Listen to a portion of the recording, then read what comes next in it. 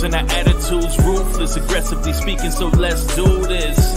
We're riding and Denton, they here to get your attention. The 5-star broadcast shit, start to the ending. Whether it's the E or it's all E, the two dudes with the attitudes to bring the heat. Get the point, yeah, it's on, time to lock in. Listen to the podcast where they get it poppin'.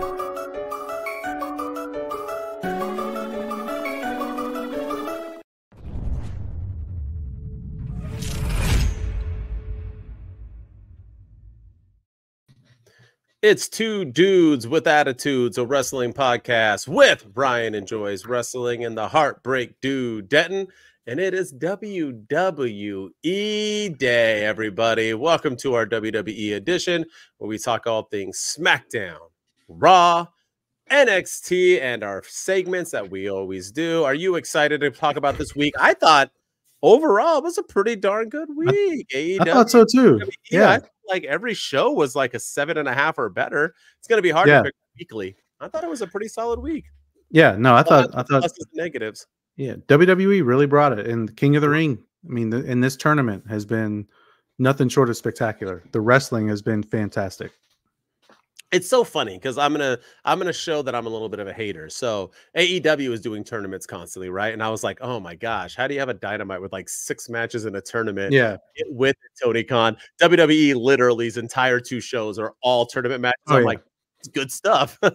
Oh yeah. So maybe sometimes I'm a little bit of a hater because I don't know how I can get. It's not like the matches are that much better or anything, right? Doesn't AEW have better matches? Except unless you watch Rampage. But yeah, but there's we'll talk about that. Yeah, but there is some, but you know, matches are pretty much fair game. So no, but I didn't just like the matches though. There were some goods in Raws and some good, some SmackDown, some good in NXT. They had other things going on. So because we even had tournaments on NXT, you know, with that American Women's Championship. So all sorts of things going on. It is tournament centric right now. It is, and we got to get into it. Let's get it because we got a lot to cover. There's no news. Let's just get into it. Yeah. Are you ready for our SmackDown review? Let's do it, man. Get into it. So far away, but here we go. Nick Aldis opens the show with Cody Rhodes and announces that his next opponent will be, Ryan's excited, Logan Paul, the United States champion. Logan is excited about the Logan Paul Levesque era. Let me get that going again. It's the Logan Paul Levesque era. That was pretty dope. They talk. AJ Styles blames his loss to Cody on the French fans. Racist. Nia Jax defeats Naomi to move on in the tournament. Carmelo Hayes defeats Baron Corbin to move on in the tournament. Bayley is actually wondering how Jade Cargill will do in the tournament, but Chelsea Green says Piper beats her tonight. Jade Cargill defeats Piper Niven to advance in the tournament. Nakamura says something about something. I don't know. He's coming back again, or how can I even believe in that dude anymore? Bianca Belair destroys Candice LeRae. Why was she in the tournament? To move on, Paul Heyman talks to the Bloodline and Solo claims. He talks to Roman, and Roman says not only is he in charge, but Paul Heyman is his wise man. And they have the most awkward hug I've ever seen since my 7th grade dance. All right. Tama Tonga defeats Angelo Dawkins to advance in the tourney, and the Bloodline jump him afterwards. And Paul Heyman's a little upset. He still throws that one up, though. And in the main event, Randy Orton defeats AJ Styles, which I was actually surprised by, to advance in the tournament. And that's our SmackDown review. It seems like a decade ago, huh?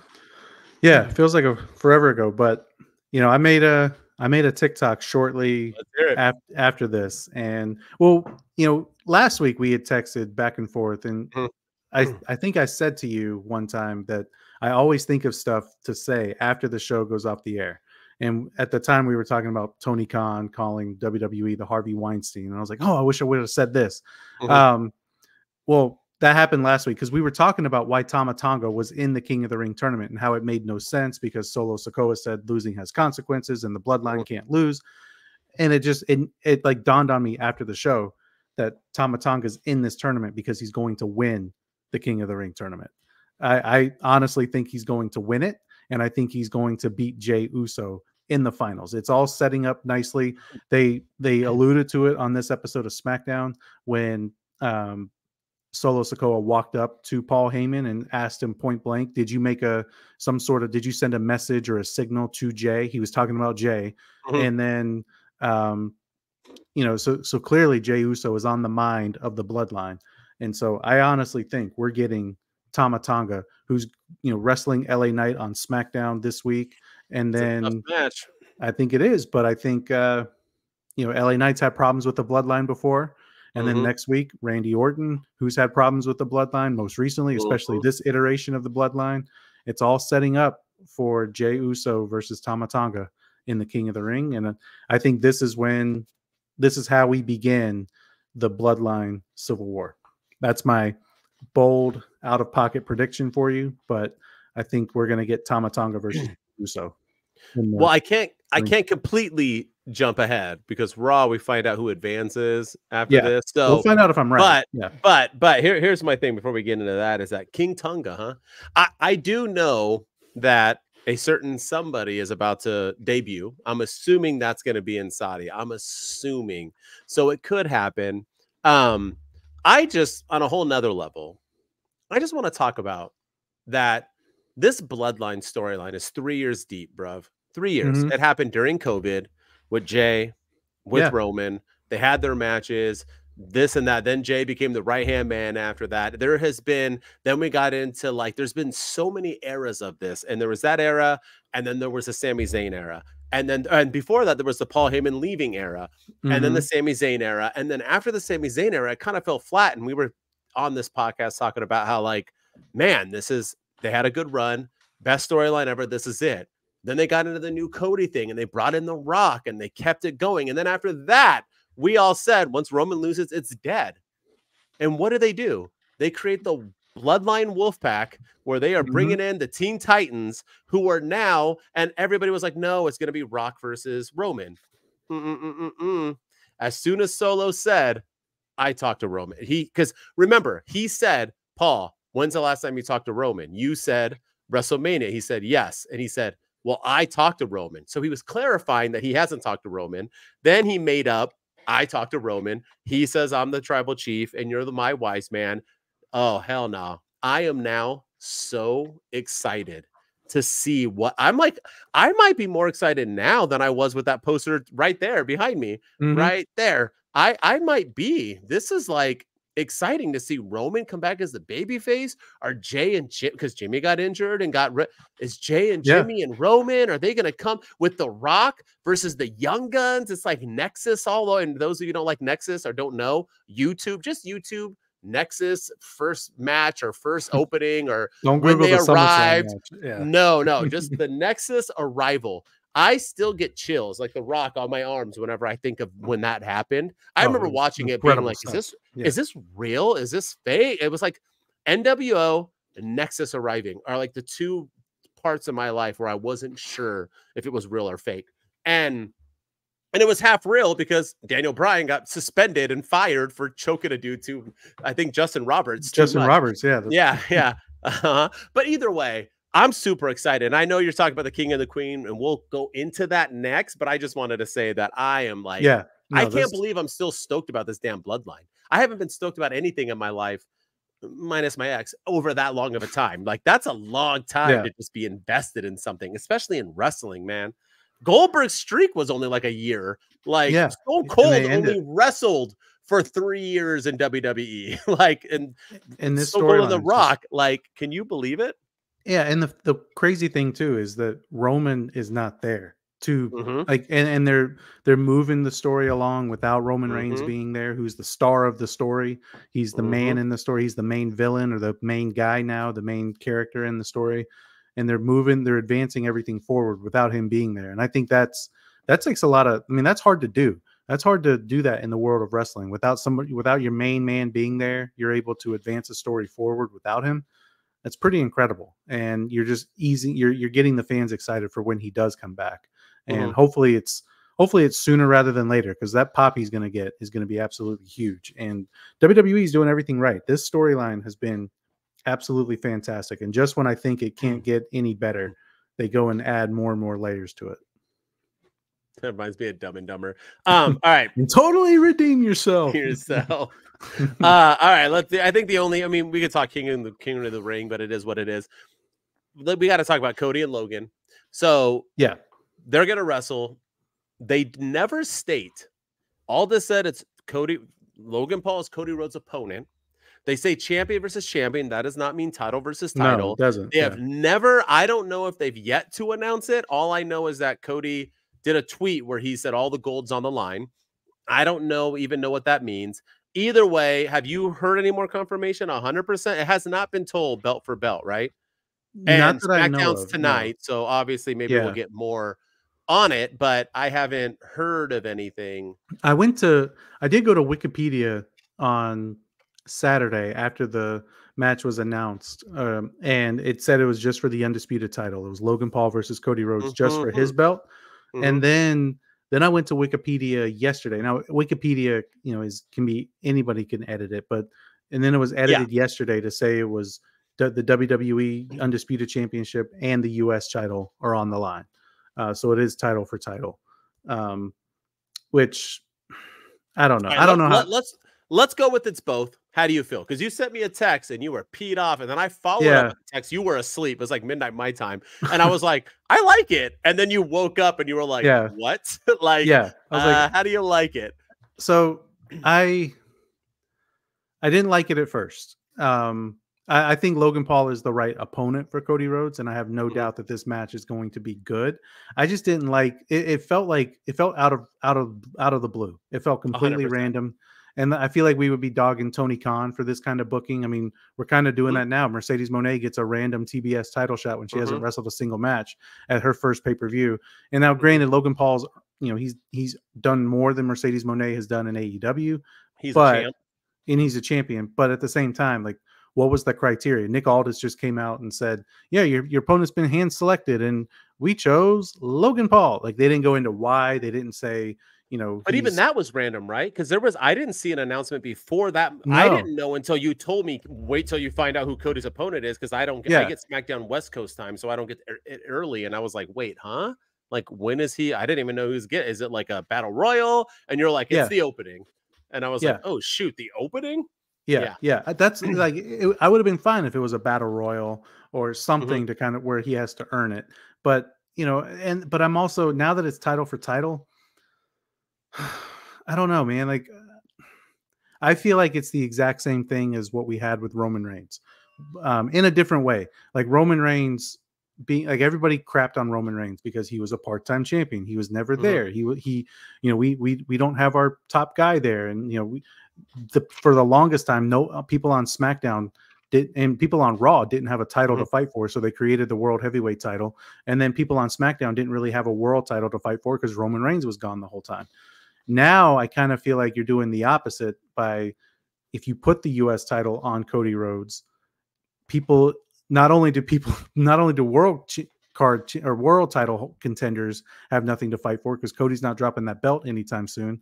Now the mid-card scene's not going to have anything to fight for, because if you put the United States title on Cody, he's not dropping that belt anytime soon either. So you're kind of hurting. I feel like you're hurting your brand by doing that. But I have no doubt that the match will be fantastic. I have no doubt that the promos will be good. I have no doubt that everything about the build up to this will be fine. Like, I'm probably going to want to watch this match, and I think it'll steal the show. But I'm curious to see how they're going to go about doing this.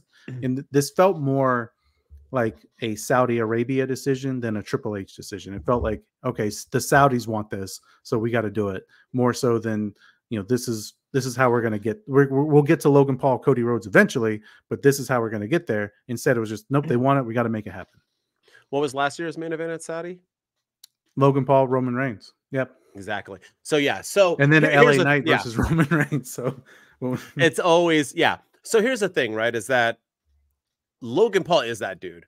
And I thought they had great chemistry on the mic, and I think they're going to have great chemistry in the ring, because Logan Paul is a high flyer. He's aggressive. He's not afraid to get bumped around, just like an AEW superstar. And Cody Rhodes is an AEW type of wrestler, right? That's what he does. He had an AEW wrestling match with AJ Styles, and Dave Meltzer gave it a 5-star for the first time in his life. He's like, oh, WWE. It's just, it is what it is when it's AEW style wrestling. But what I like about it is that I just think they both had what was Logan Paul doing? What was Cody doing? I don't think they wanted to go to Saudi and just have the king and queen because it's not fair to them because they give them $8 billion.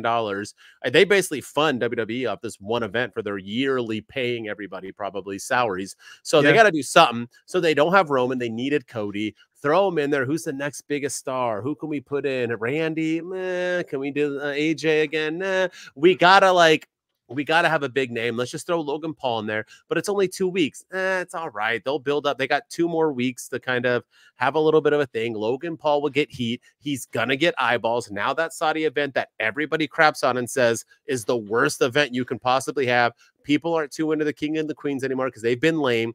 Now all these tweeners, if your daughter was old enough, my kids will be tuning in because they want to see Logan Paul. They might watch when we're doing our live watch along. They're going to be like, I want to watch it. They want to see it. They want to see Logan Paul.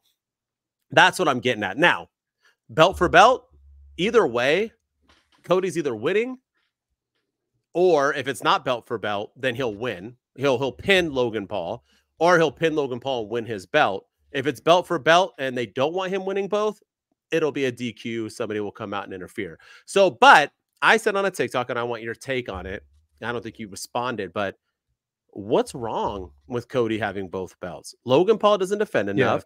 He's more of an attraction than he is a champion. And why not have Cody? I mean, is Cody over? Because I feel like 50% of the community aren't feeling him. And if we all want to go off the internet on what's important and what matters, that's what's important, right?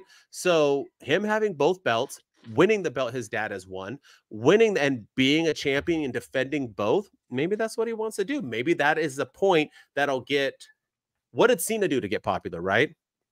Open challenges, wrestling all the time. Maybe that's what they want to do. They want to make him that Cena, have him wrestle all the time, both belts. He could go back and forth, become that superstar, and then he'll lose it eventually to somebody in the U.S. Championship. And so that way he can take an L without having to lose his World Heavyweight Championship. So maybe that's when LA Knight finally beats Cody. Maybe that, you know what I mean? Yeah, it could work. I know. I think it is the John Cena effect, right? Where Cody's going to hold both belts, and I don't know. I feel like you're gonna hurt the brand doing that because he's not gonna drop the US title. Like he's not gonna drop it next month. He probably won't drop it. He'll probably hold it for 6 months. But that's 6 months that we know the outcomes of the mid-card title scene, and we know the outcomes of the main event. I see that. Scene. Yeah. And so did Cena have both at the same time? Who had both at the same time? Seth Rollins did at one time. Yeah, Seth. That's who it was. Yeah. And then I think he dropped the US title. I can't remember. I think was he wrestled Ambrose when he wrestled Sting. I know he was wrestling. I think he wrestled Sting for both, and he beat Sting. But I can't remember who beat him for both. Like, you mean ended his career? Yeah. His WWE career. Yeah, his WWE career. But yeah, so that's my only problem with it, right? Is it's just like I think the match is going to be fantastic. I think the promos are going to be great. The builds for it's going to be great. Logan Paul is going to make you hate him like he's good at, and Cody Rhodes is he's gonna do his thing. But I do worry that you have both belts on the guy. What does LA Knight do? Because you're not going to do babyface versus babyface for a while. So what does a guy like LA Knight do? Or what does the Bloodline 2.0 do while they try to run the WWE, but they can't because there's no belts to get because he's not dropping both of them. And then what does, let's say, Baron Corbin's back or Carmelo Hayes or Randy Orton, what do they have to fight for if Cody's holding both belts? So I think they can make it work. They can make it interesting. So I am curious to see how they get out of this predicament. But I also just thought the promo itself was awkward because they never announced, they never said it's going to be title for title or it's going to be just for the undisputed title. So Cody Rhodes was over here saying like, if I win that, I'll be a Grand Slam champion. And then Logan Paul's like, well, if I win that, I'll be the undisputed champion. It was just like, okay, but like, what is the match? Is it a belt for belt? Is it title for title? Is it champ versus champ? Is it non-title? Like they never really said what it was, and I feel like that kind of made the promo a little bit more awkward. Yeah, I agree. With you fully. Yeah, but the match will be fun. Definitely. Well, I'm excited. We'll see what happens on SmackDown next week. You ready for Raw? Oh, yes, sir. You know we like it raw, baby. All right. Raw. It was. Drew opens things up in the ring to talk about CM Punk. Drew wants the title next, so out comes Priest. They go back and forth for some fun stuff, and Priest grants him a title shot. Io Sky defeats Shayna Baszler to advance in the tourney.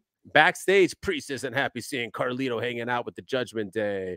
Chad Gable talks down to the Alpha Academy. Alf's Awesome Truth tells Pierce they won't defend their belts tonight. Cool. Gunther defeats Kofi Kingston to advance in the tourney. Valkyria backstage saying she has Becky's back. Liv confronts her, and then Becky legit punches her in the face. Kofi Kingston is upset, and Karrion Kross tells him there's always more time. Bum, bum, bum. Bronson Reed destroys Tozawa. Ludwig Kaiser says he has nothing to prove. Pierce announces a #1 tag team contenders match for tonight, and then Braun Breaker tells him if he was in the tourney, people would drown. All right, I guess. Valkyria defeats Stark to advance in the tourney. Sami Zayn beats Otis. After the match, Gable yells at Otis. Sami suplexes Gable, and Otis helps Gable up to only get slapped in his face for his help. Becky Lynch and Dakota Kai end in a DQ because of damage control. Valkyria makes a save, but Liv sneaks in from the crowd and throws Becky into the post. The Judgment Day win the #1 contenders match. Priest is now happy and even says, Carlito, you can hang out as long as you can, punish Rey Mysterio. In the main event, Jey Uso defeats Dragunov to advance in the tourney, and him and Gunther have a stare down to close the show, and that is Monday Night Raw. Let's hear it. Where's the controversy, bruh? Let's hear it. People on the internet were pissed that Ilya Dragunov, who's been on the main roster for 15 minutes and a cup of coffee, we're not getting Gunther versus Dragunov in the King of the Ring semifinals. We're getting Gunther versus Jey Uso, which again is my prediction is that we're getting Jey Uso versus Tama Tonga in the King of the Ring finals. It's the only thing that makes sense. The story writes itself. Jay doesn't want anything to do with the bloodline, but now because he has to wrestle Tama Tonga, he's inadvertently involved in the bloodline in the storyline. This could bring Jimmy back. This could set up the whole build to Roman Reigns eventually returning and the reunion of the original bloodline. So I think it's happening.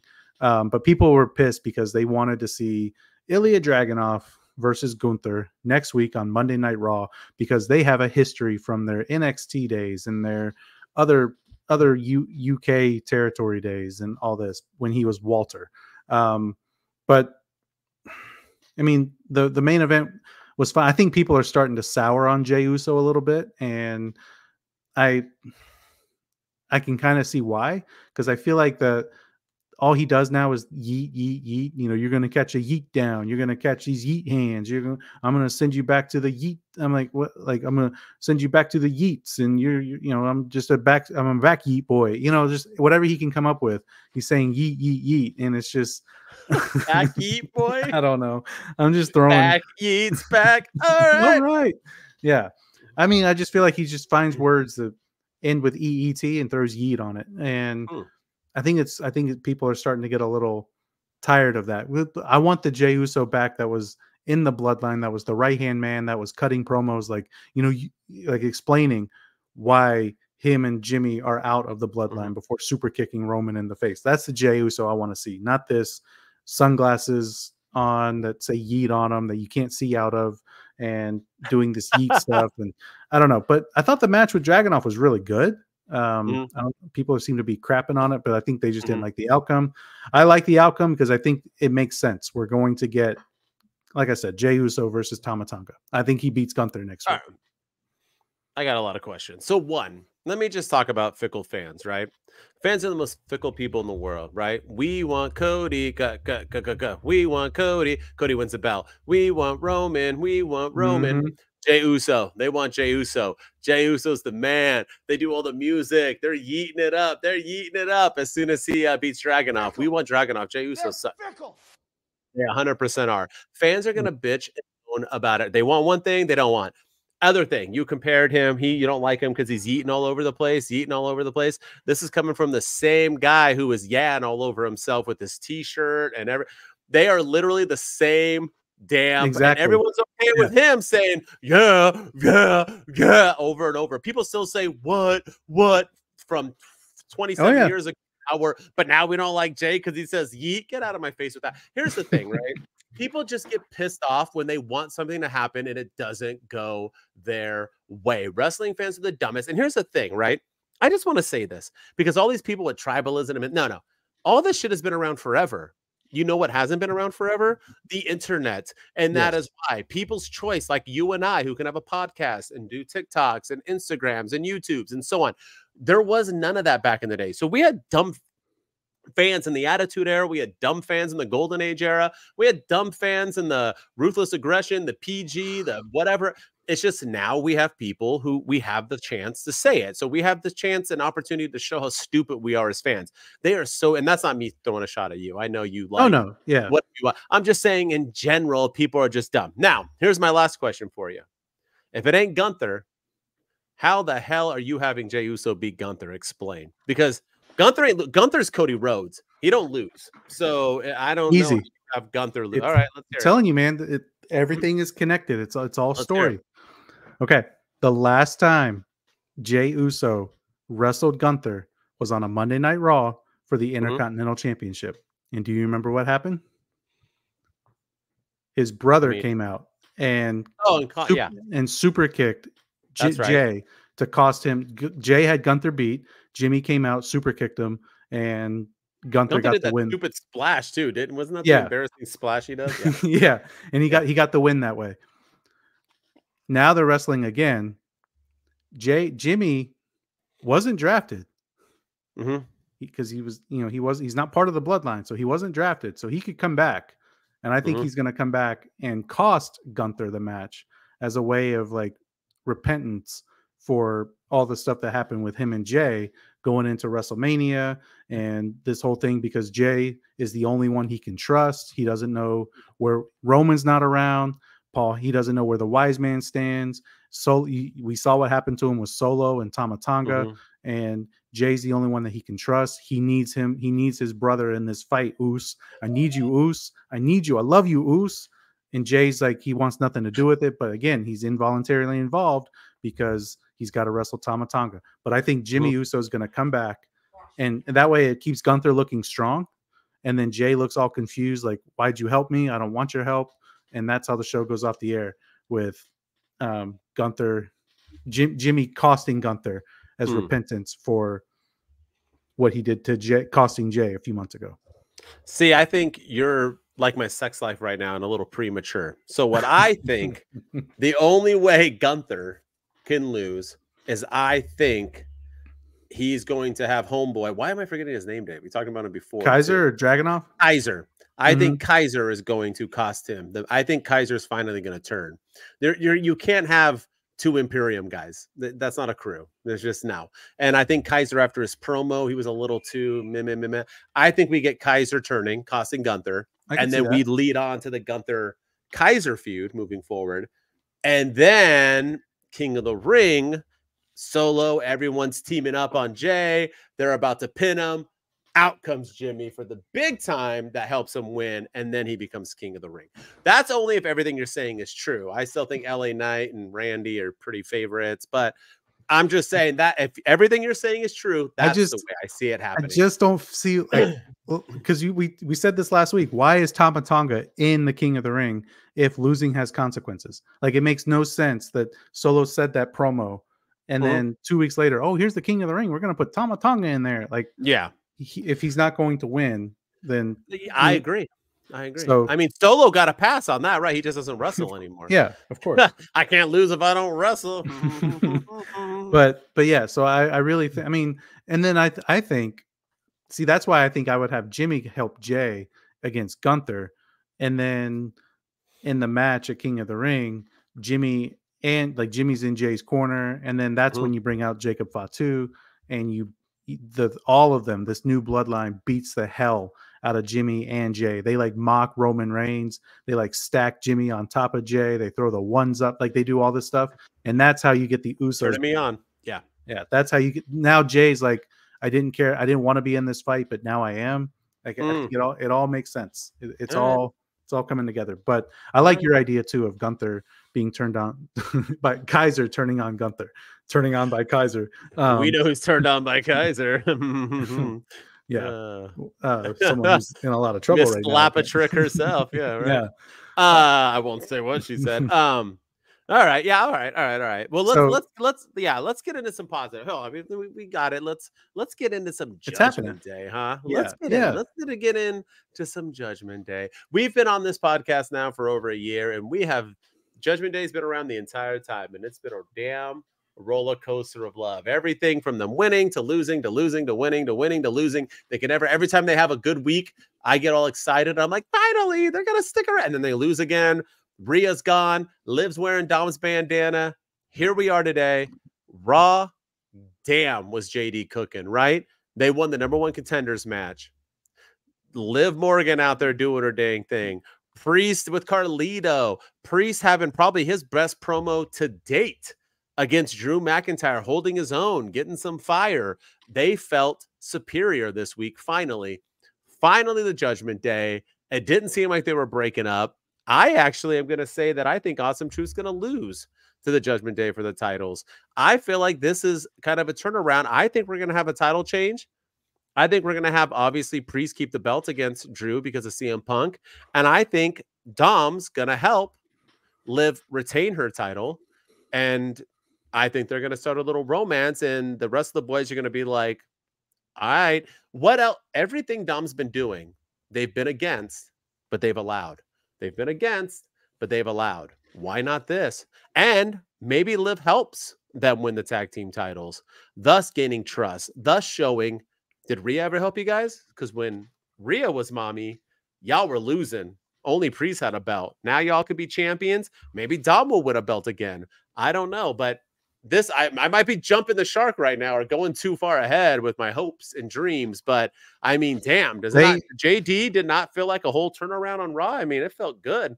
Yeah, no, it felt. I loved what they did. Carlito wants to be in the crew. He's like wanting to be there. I thought Damian Priest. I thought he cooked in his promo with Drew McIntyre. He might have been better. He looked like a legit champion. He didn't seem phased, or sometimes he gets his words mixed up on the he didn't do that at all. He brought it, man. This was a good week for Judgment Day. And the other thing too is they kind of alluded to Dominic and Mommy having problems because backstage Dominic or Dom and Damian Priest were talking before the rest of the Judgment Day came up, and he just said, "Hey, are you and Mommy good?" And he was like, "Yeah, we're good, and he kind of like. And then quickly up came JD, and I think came in. Yep. Carlito came up. All of them, yeah. Yeah. And so they had to quickly change the subject. But yeah, I think they're alluding to something. So I think you might be onto something. And I hope so. And I wouldn't be opposed to it. I think they need something. They need something to kind of bring Rhea Ripley back. They need something to just to kind of build off of. I think they need a change. Like the Bloodline, the reason why their storyline has lasted so long and has been as great as it has been is because it's constantly changing, it's constantly evolving, and they're constantly going in different directions. This Judgment Day has been the same since the last time they made a change, Edge was in the company, and now since then, they haven't really done anything. It's been the same crew. And I think they need something to refresh them and kind of rejuvenate them, and I think Liv Morgan's the perfect solution to that. I agree, and I think Rhea outgrew them, and just like Roman kind of was outgrown the Bloodline, he can come back as a babyface. Rhea can come back as a babyface. And I want to make a segue because I don't know if you want to talk more about Raw, but I wanted to talk about something you might not knew I wanted to talk about. I'm going to throw a curveball at you. You know what I mean? Like my Angels can't hit a curveball. I want to, but with Liv, right? So we had Rhea and Dom, and the awkwardness happened because boyfriend was in another company, got uptight. I can make sure why he's uptight. He's a steroided ugly dude. Of course, he's like, Rhea's going to cheat on me, so I need to keep okay. But Liv has a boyfriend, right? But Liv's boyfriend is Bo Dallas, who is now back for the company. So they might be able to bring the mommy and thing back again because he's there. He can trust. He's on set, and there's not going to be any funny business, not Chris Benoit and Nancy, or whatever. Sorry to bring that up, but I'm just saying, like, that's a situation that happened that people are, cheating happen in wrestling. I feel like they can keep it close and it can make it work. Is another reason why I support Liv and Dom, because I think they can go back to Dom needs to be that. Dom needs a mommy. She could be the mommy, and I'm sorry, but Liv looked like a mommy too. It's like in a different way, right? You got like the big bad Rhea who's like, damn, mommy, but then you got the short, feisty white girl that you're like, damn, mommy. Like it's like both ways. But what I'm segueing to, because you already gave your thoughts about Judgment Day, let's talk about this. The barcode. Okay, we already kind of said our piece. How about now? The barcode. It's happening. Everybody's in it, obviously, but Braun Strowman. So we're going to get, it's basically announced that Bliss is in it. Homeboy was, Rowan was already re-signed. Obviously, Bo's in it. And we're getting Dexter Loomis, apparently. Dexter Loomis is Nikki obviously. Cross. Yeah, we're obviously getting this whole crew of people in it, right? So now are you a little bit more for it? Are you following the barcode news? What's going on here? Because it's flashes on Raw and SmackDown. What's apparently yesterday on the WWE Twitch channel, they had a whole like hour-long stream of nothing but barcodes and stories dedicated to this Uncle Howdy stuff. And you know, it started off with like his therapist, and then like she just disappeared from the stream, and then there's like a story behind Uncle Howdy. Yeah, there's like all this weird stuff. So I haven't even okay. Yeah, but it was I'm still not for it. I really am not. Like, God bless him for trying. You know, I have no problem with Bo Dallas, trying to carry on the legacy of his brother. But this just feels like a giant reach. This feels like we don't have anything else for these guys to do. So let's have them join Bray Wyatt's faction. But Bray Wyatt's not in it. And, it's going to be Uncle Howdy leading it. And there's a reason it was Bray's crew and not Uncle Howdy's crew. So I'm still not feeling it. I'm still not feeling it. Even like a couple years ago when Bray Wyatt was coming back, I was one of those people that was scanning the QR codes. I was trying to figure out what everything meant. I was like, okay, this is a coordinates to Wyndham, Kentucky. What's in Wyndham, Kentucky? His name is Wyndham. Maybe it's Bray Wyatt. What's the White Rabbit mean? Like, I was all about it. I haven't scanned one single QR code this entire time. And it's just because I have no problem with them. I have a feeling they're going to honor the family pretty well. Whatever money they make off of this will go to the family. WWE's been gracious to the Wyatt family, to the Bray's wife and his children and everything, and I'm happy for that. They deserve it. But this just feels, I don't know. This just feels like a reach, and I'm not excited about it. It's funny that you say that, because you can go back and listen to our podcast at the beginning. We were all for it. And actually, we were mad at WWE for the way they were treating Bray Wyatt. Yeah, 100%. And my problem with all of this is I haven't followed one barcode, because why? This is, for one, Uncle Howdy just never caught on to me even when Bray was alive. So I'm not even into the Uncle Howdy. I hate the mask. I don't like the vibe. I wasn't already for it. You're going to tell me that WWE had Bray Wyatt for how many years? And they used him incorrectly, fired him, used him incorrectly, but now when he has gone and passed, you're going to tell me that now his vision's going to work?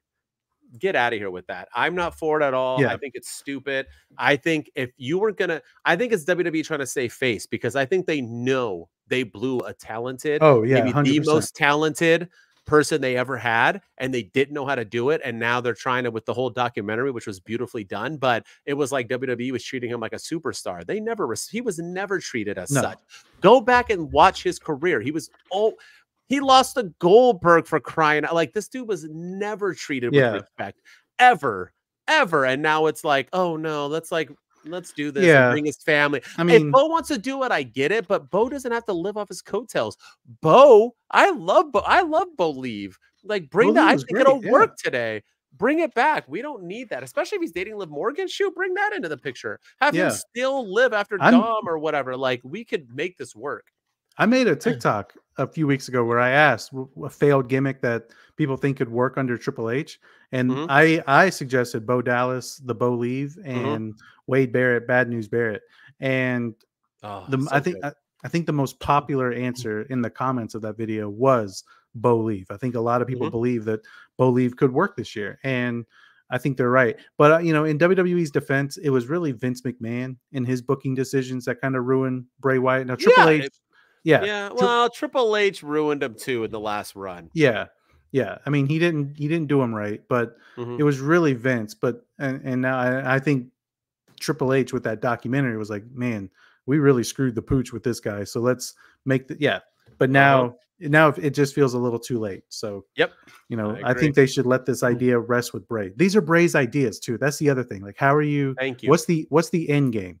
What's the like Bray? You might have a great beginning and middle. It's AEW booking. You might have a great beginning and middle, but what's the end game? We don't really know what Bray's end game was because his mind was always evolving.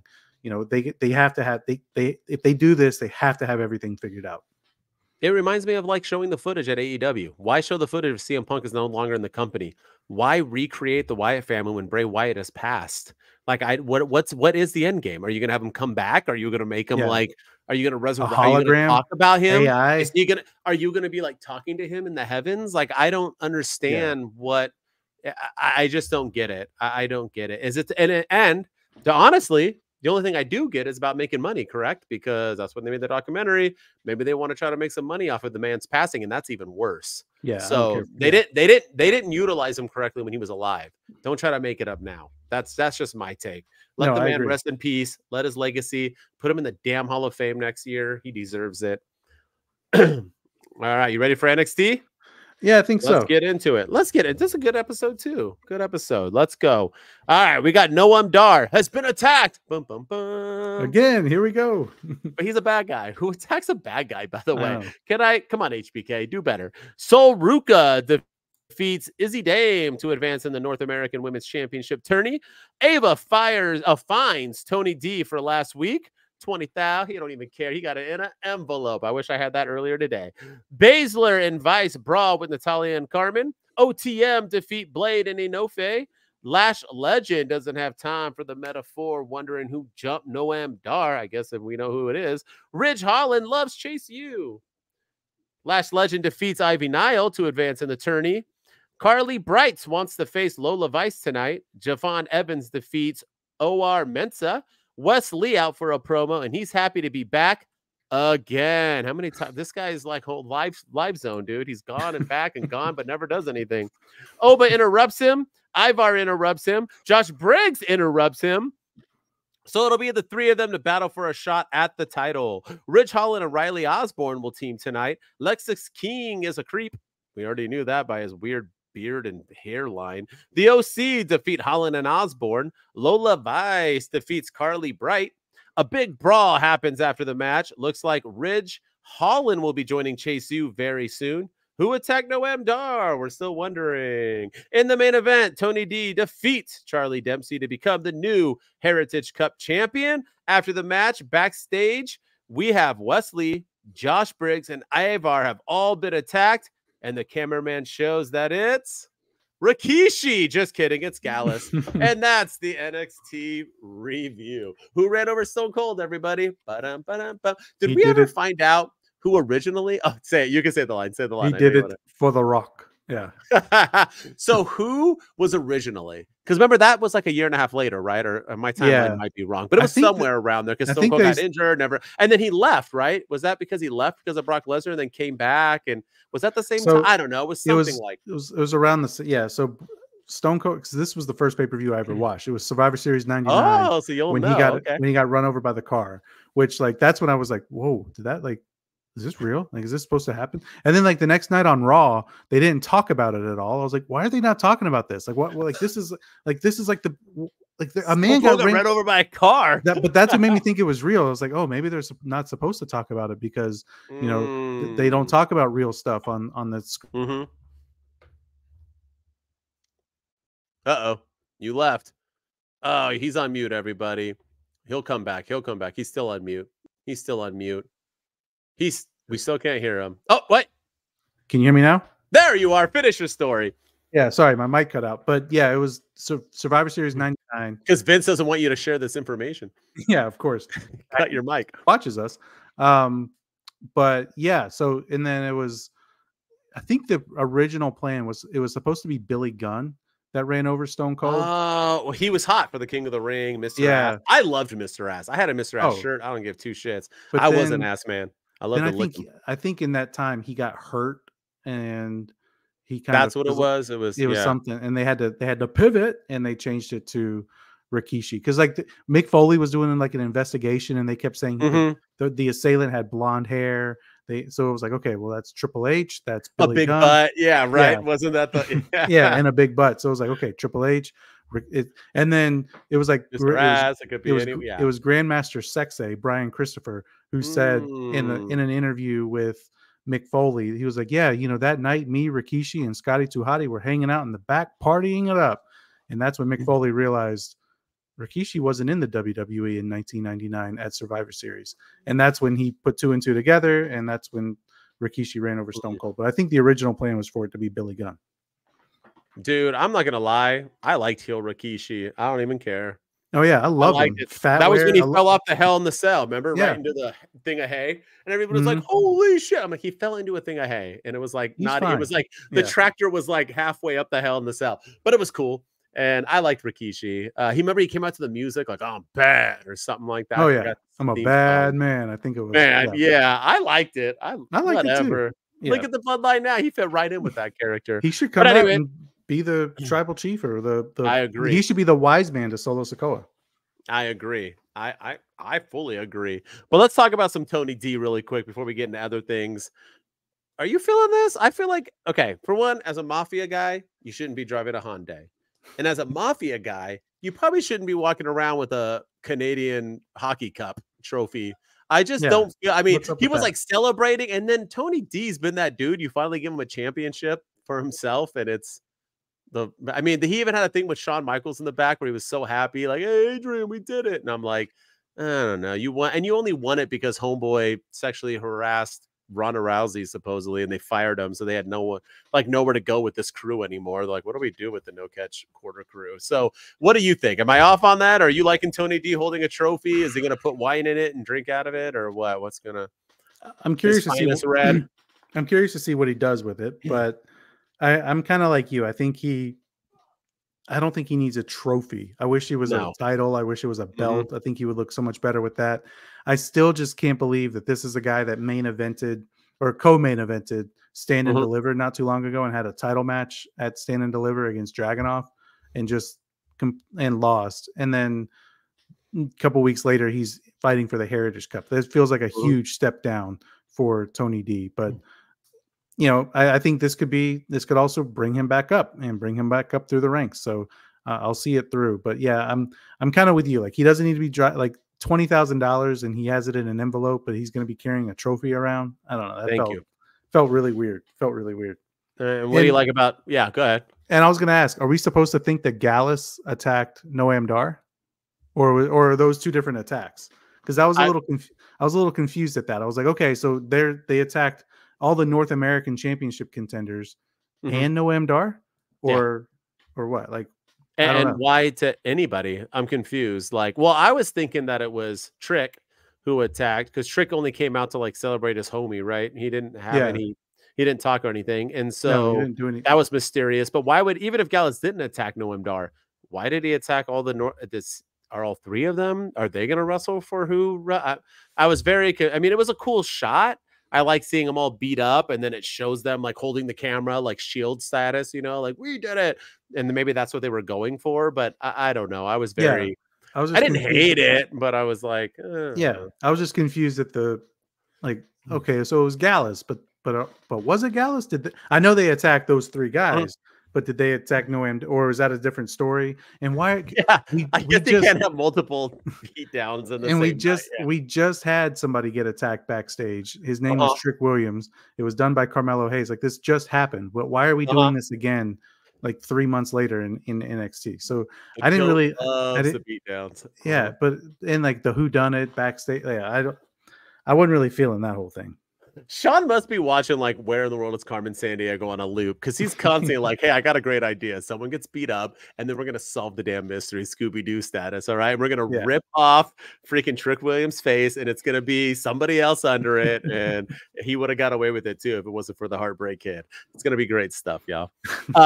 Before you talk about any, I don't know if you want to talk, but I just want to talk about Sol Ruca. Not only is she the finest woman alive right now, but her finishing move might be the greatest finishing move I've ever seen. I've never seen a move happen where I'm confused every single time she does it. Like, I'm like, and confused in the sense of I don't understand how she did it. Like, how is she doing this move? It's like Cody's cutter, but really good. I don't understand how Randy Orton needs to be like, props to you, Sol Ruka. You made my finisher look a hell of a lot better. It's insane how she can flip like that and land that move perfectly. One take, live in front of people every single time. Am I wrong? Yeah. No, she is. I think she's definitely the future of that NXT women's division. I think she's my favorite to win this women's North American Championship match. Her last, right? Yeah. Yeah, one of them, but I think it's got to be Sol Ruka. I think you keep Trick and Lash together and do Sol Ruka and let her cook, because she is phenomenal in the ring, and that finishing move is on point. It really is. And then the last thing I want to talk about, Wesley. I mean, right? Like, I love Wesley. I think I'm glad he's back. I'm happy he's recovered from his injuries. I can't wait to see him in the ring, because the man is money in the ring. But I don't know. I feel like he's not growing in NXT. I feel like Carmelo Hayes was getting better in every match, and it was just like, okay, it's only a matter of time before he goes from the North American champion to NXT champion. Braun Breaker was growing. Dragunov was growing in NXT. I feel like Wesley has been in the North American title scene since in his entire run in NXT. Yeah. I feel like he hasn't really propelled up to any other belt. I agree. And maybe it's because of his size. Maybe it's because of the way he wrestles. I don't know. But I feel like he could be a great NXT champion in the future, but I feel like he's just kind of limited. I don't know why. But I also thought that yeah. And then, you know, but also like Obafemi compared to Wesley. I mean, that like the size difference between those two guys, and then Josh Briggs coming out with the Sons of Anarchy jacket, like you know, the size difference with him. Ivar looks fantastic without his Viking stuff on. And then there's little old, you know, 3'6" Wesley, and it's just like, I don't know, like, but I just feel like he's kind of gone as far as he can go in NXT, and but I just don't know what's next for him. I don't know, like, I don't think he's ready for the main roster. I don't know if he's ready for the main event spot in NXT. He's just there, and I want him to do well, but he just kind of, I don't know. I just don't feel like he's growing. Yeah, I agree. I fully agree with everything you're saying. And I think he's injured too a lot. I mean, you can't really get momentum when you're out all the time. It's hard to gain. And wrestling's all about momentum, man. Look at LA Knight a year ago to now. Look at like I mean, it's momentum, right? So it's look at Wardlow all the time. So I mean, yeah, it's just you got to get that momentum, and injuries suck. So hope to see him around. But also all three shows, man, was bad. Good week. It really, all of it was. It was so awkward. Even Josh Briggs, it was all just like, what is happening? Yeah. Oba, too, doesn't know how to talk on the mic. You get him someone. They need mouthpieces. Like, yeah, for sure. All right, so that's the WWE Week in Review. Fantastic week in wrestling, nonetheless. SmackDown, Raw, NXT.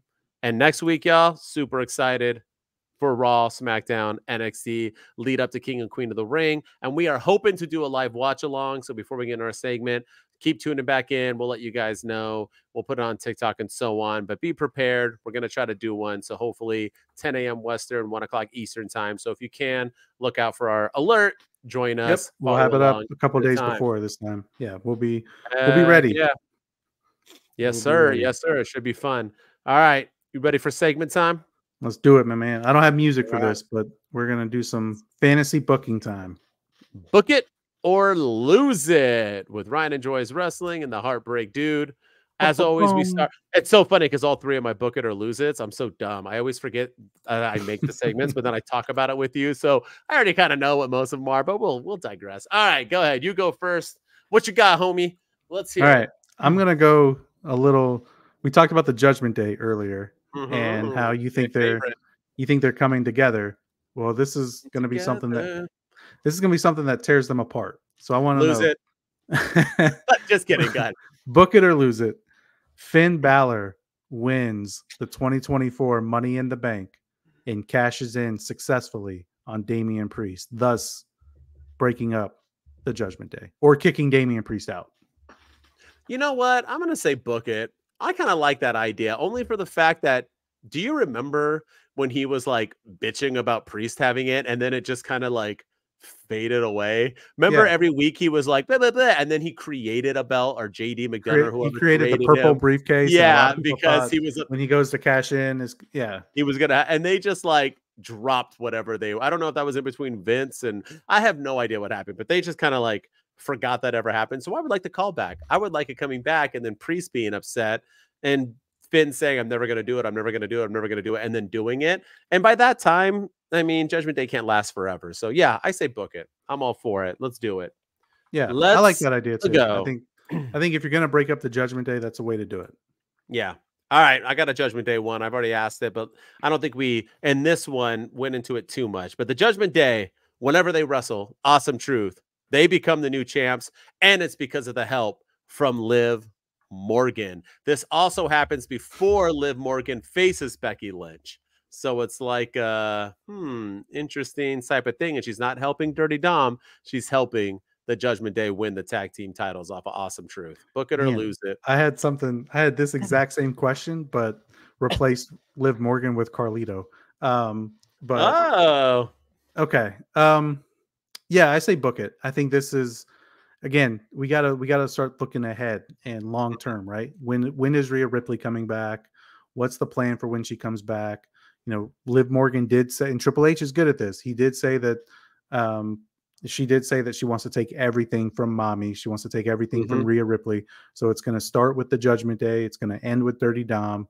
I think Dirty Dom will end up helping her beat Becky Lynch, and then at the end, it's going to be like a Judgment Day celebration after that match. So yeah, I say book it. I think that's the only way they have to do this. It's now or never, with Liv Morgan winning the women's championship, and then of course Finn and JD. And it'll be nice for JD to finally get some shine too in Judgment Day, instead of being looked at as the doofus who can't do anything right, or the guy who is the lovable loser of the group. Like, it'd be nice for him to have a title, because I think the man is underrated and the man is really good.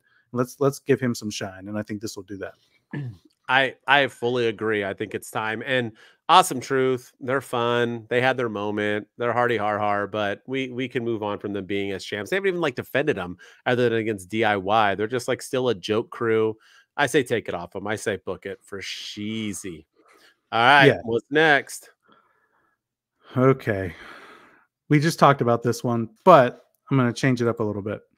So Logan Paul versus Cody Rhodes ends in a no contest at King and Queen of the Ring, resulting in no titles changing hands, because Uncle Howdy and the rest of the Wyatt Six make their long-awaited return or debut to the WWE and take out Cody. I had that nowhere on my radar. I say book it. That's a good case scenario, because then we don't have to, if they just beat them both up, then there's no rivalry starting. Cody and Logan go separate ways, and that's a DQ finish that the crowd would love. Great idea. Book it. That was fantastic. Yeah, I feel like that's where they're going. And it's for the Saudi show. You get the yeah, I like it. But then you run the only challenge is if they do attack Cody and not Logan, or if they do attack Logan and not Cody, what's the payoff? Because is it Cody versus Uncle Howdy? Because guess what? Uncle Howdy's not winning. So that's the only. Yeah, but I don't think they have to go that way, right? Because aren't they just interfering just to make an introduction? It's both of them. They beat them both down. They're not here for none of that. They could even go after the U.S. title. Cody was just a sacrificial lamb. You know what I mean? Which Homeboy used to do. So Homeboy going to wear the mask again? Is he going to wear that mask? I hope so. Or is he one? Are they all one of the characters? Is that what they're trying to do here? Yeah, I don't know what they're doing. I think, and apparently Joe Gacy's in this group. I don't know what they're doing. But yeah, all right. But yeah, I think that's the only thing that makes sense to me. I agree. I like it a lot. I like it a lot. All right. I was trying to think of one over here as we were going through, because my other ones we already kind of talked about. I'm gonna do this: book it or lose it, and I'm gonna say it at King and Queen of the Ring in the Triple Threat IC title match. I'm gonna say it. Let's go with it. Finally, your boy Chad Gable wins the match due to Otis's help. And afterwards, he turns and just basically gets rid of them for their help, leading to a feud with Otis and Chad Gable for the IC championship. And Sami Zayn gets left in the dust. Book it or lose it. Do you like Sami as the IC champ? Has he done anything? I'm going to say lose it. All right. For now. I do think that's the right way to do it. But I don't want Chad Gable to win the Intercontinental Championship in a triple threat. I feel like the match has to be one-on-one. It's personal. Reed and Sami and I know, but then in DQ and no DQ, right?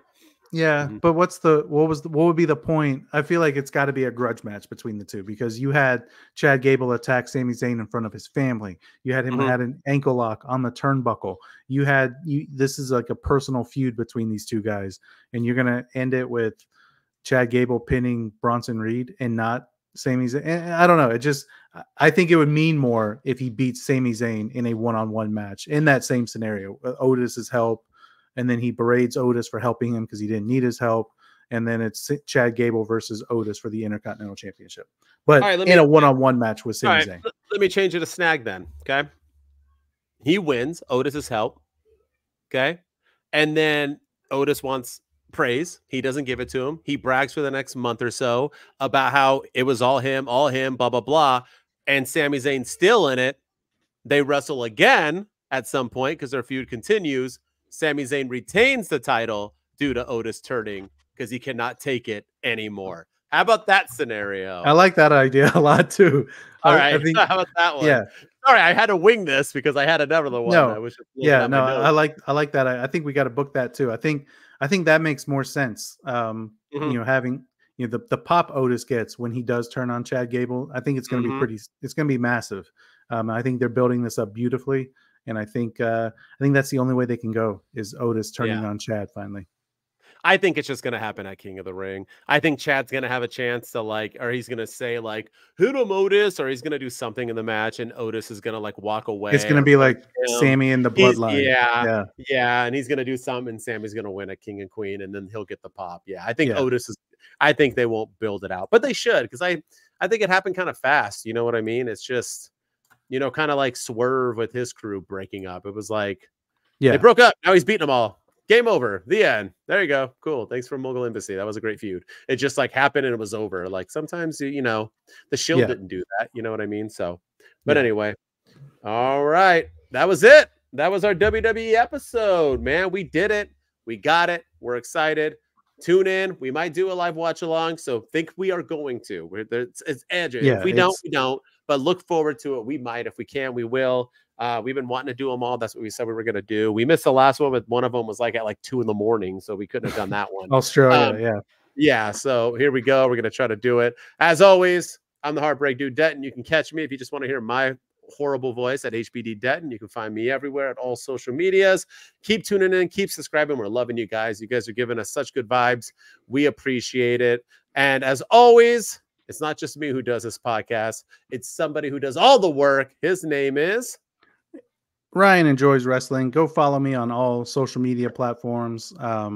We are blowing up. We're over 1.14K on YouTube now. Yeah. So go subscribe to the YouTube channel if you haven't done so already. Subscribe. Go follow us at Two Dudes with Attitudes on TikTok, at Two Dudes PC on X. And then follow me at all individual social media accounts at Ryan Enjoys Wrestling. And then if you're listening to us on audio, Spotify, Apple, Google, you name it, we love you. We appreciate you. And leave us a 5-star rating and review. Let's crack some algorithm codes and get us moving up the ranks, because this is our year, man. 2024. Say it every week. It's the year of the dudes. We out. With attitudes, let's go. It's the two dudes and our attitudes, ruthless, aggressively speaking, so let's do this. We're Ryan and Denton, they here to get your attention. A 5-star broadcast, start to the ending. Whether it's the E or it's all E. The two dudes with the attitudes that bring the heat. Get the point, yeah, it's on, time to lock in. Listen to the podcast where they get it poppin'.